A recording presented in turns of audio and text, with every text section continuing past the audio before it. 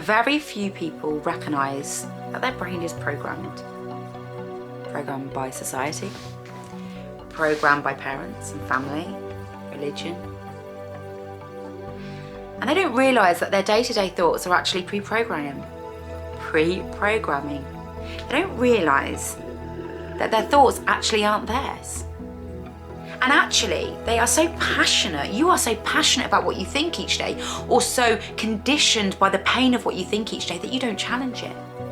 That everything that comes into your brain must be right. That everything that comes into your brain must be fact. But the truth is, it isn't. Very few people understand that their brain is like a computer program, and their childhood, their experiences, and the people that they've been around are what has programmed that brain. But just like a computer programming, unless you update, unless you challenge, unless you reformat with new belief systems or facts, it doesn't change. You have an outdated programming system. And the majority of you have outdated programming systems. You don't challenge the way that you think. You believe that because you've been so passionate about something for so long that must be still how you feel. And some of you are so scared to admit that you don't believe the same things that you believed 5 years ago, 3 days ago, that you will stand by what you say, even if it means that you're being stubborn, or even if it means that you're staying stuck. Because people are so scared to admit that they've changed and grown. People are scared to admit that they've learned something different, because it may mean that they must be wrong. Well, no, you're not wrong. You just have a different level of awareness now. Learning to challenge your programming and your conditioning in your brain is vital to helping you understand who you are.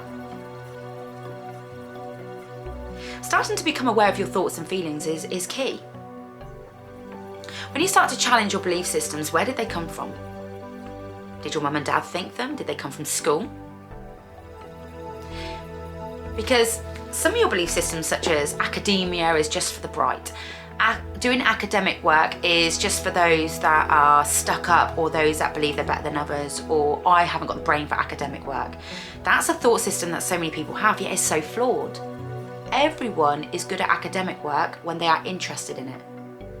The reason why they're not or haven't achieved academic achievement is because at school you weren't interested in half of what you were learning.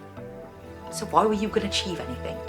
Nobody benefits from just absorbing information they have or feel like they have no use for. Learning to question your thoughts, and I'll give you an example, and this is one of the greatest examples. Yesterday, I was in the car with my partner and we were driving through the countryside. It was like a village in the countryside. There was lots of houses, and I was like, oh, it's so beautiful in the countryside. And he said, this isn't the countryside. I said, yes, it is. He said, no, it's not. The countryside is the moors, or is where there's lots and lots of green and no houses. And I was like, no, babe, that's what you might think the countryside is, and that is your definition of the countryside. But the true definition of the countryside is where there is a small population. Yes, there is lots of greenery around, but there's like one house, one shop. That's the countryside, when there's smaller population than towns and cities. But there's lots of greenery around and lake, and that's the countryside. And he said, absolutely not. And I was like, babe, you can challenge your perception of what you believe is true. So I did a little research and gave him the knowledge, and he still didn't want to believe it. And I had to encourage him, and I didn't try and make him believe that I was right, but I had to encourage him to recognise that our thoughts and perceptions and beliefs on something is based on the knowledge that we have. But we do have to challenge that knowledge to a degree as we grow and evolve, because there's always more knowledge. And when I read out what the definition, for a period of time he was adamant I was wrong, and then he sat with himself and he got really angry and he said that I was being angry, and I was like, you've just created a whole scenario that I've said everything and I'm trying to force it on you when I haven't. I've just left you with the definition. If you don't agree with it, that's okay. And he come back to me and he said, no, you're right. And I said, it's not about me being right, babe. It's about me recognising that everyone has a limited belief system to a degree. And actually, you've never wanted to really learn what the countryside is, so why do you know it? So when I'm telling you that you're not right, it doesn't mean that you're wrong, you're thick, you're shit, you don't understand. It just means there's a vaster knowledge out there that you just need to research. But you've never wanted to, so that's probably why you don't know it. But most people take it as a dig, or they take it as they're not good enough or know enough, when actually it has very little to do with that. You'll only like the food you try. And we'll always say, well, I don't like that. Well, have you tried it? No. Well, how do you know you don't like it? I just know I won't. No, you don't. You've just conditioned to believe that you don't like what you don't try. I don't think I can do that. Well, have you ever tried? No, but I just know I won't be able to do it. Well, how do you know? Because somewhere along the line you've been taught not to try new foods, because dad was exactly like that. Oh, I don't like new food, so I'm not going to try it. So you've heard that. Mum was like, oh, I'm not going to do anything that's going to create fear in me. I want to stay comfortable. Yet mum was depressed and anxious because she felt stuck. Starting to challenge some of our thoughts and just reflect on them, like, oh, I'm fat. Well, are you fat? Okay, you might be bigger than some people.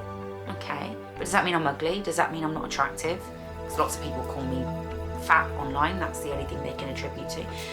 And once upon a time I believed them, and then it's like, no, I may be bigger than some people, but I might not be the social norm of skinniness, but I'm also happy and comfortable. So actually I'm okay with that. Or, you know, challenging where is there more you can learn about it? So the things that you know, you don't know everything, do you? So look at your belief systems every day. What do they tell you? You can't do this, you can't do that, you're not very good at this, this person doesn't like you, that person doesn't like you. Half the time we make judgments based on our fears without even actually exploring them. My friend hasn't got back to me, so I absolutely know she doesn't like me. Now, if your friend is regularly doing that, then actually, and you've tried to talk to them and you try and reach out regularly, then actually you may know that your thought process is right, that actually that person is showing you that they're not there for you, they are showing that they don't value you, so there you know that's right. But unless you've explored it by talking to them, unless you've tried to reach out more often than not, unless you've tried to explore what's going on in their life and look at things at a deeper level, you will never know that your belief system is right in that moment. So what I'm saying to you is it's important to start questioning them. Is the source of where that belief system come from? Was it flawed a little bit? Did it come from your mum, your dad? Did it come from school? I'm not very good at academics. Well, actually, did that come from the fact that at school you struggled greatly because you were forced to learn things you didn't enjoy? Or you don't learn the way somebody else learns? Some people may learn through a textbook, reading, and some people learn through videos. Some people learn through doing activities, and some people learn through being told. You're never going to get a good job. Or is that real? Or is that your self-limiting belief that you've learned because you've been taught the world is out to get you? Because society teaches you everything is bad. Start asking if your beliefs are real. If actually what you think, because your programming every day is just coming. So if you've gone through a period of time that's really negative, your programming will turn negative and everything will be seen through a negative lens. So then it's time to question, actually, is that person really a bad person?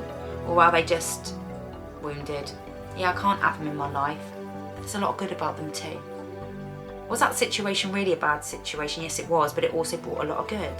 How have I grown from it? Looking at every time a thought comes in your head in the day, and this is what you do initially, reflect on it. Think about it. Is that real? And you have to start accepting it, but replacing it. Actually, I'm not the same size as everybody else, but that's okay. I'm going to learn to feel good in the clothes that I wear. I'm going to learn to embrace my curves. Actually, I'm not as academic as others, but that doesn't mean that when I am passionate about something, I don't have the ability to learn it in a really great way. Because I'll tell you this now, I got no exams at school. I failed pretty much all of them bar English, because I absolutely love English. and some of them I didn't even turn up to. And I didn't touch academics again. I did a hairdressing course when I was 18, which took me 2 years or 1 year longer than everyone else because I was so adamant I wasn't very good at it, and I was struggling to absorb it so much that I literally just scared myself all the time. And then I took a degree at 34 and I flew through it because I realised I learned in a different way. I realised I'm really interested in this subject, and then I really realised that actually now I have my own business. I always thought along the way I wasn't ever good enough to do this work. I would never be able to do this work I'm doing now. I always believed that I was pretty thick. I always believed that I wasn't an academic. I always believed that I was just a council estate bird. That's what I always believed. I never grew up on a council estate, but when I had my children, I still live on one now. I'm moving, but I always believed that I always believed my limitations. And whether you live on a council estate or not, it doesn't mean that you can't achieve something.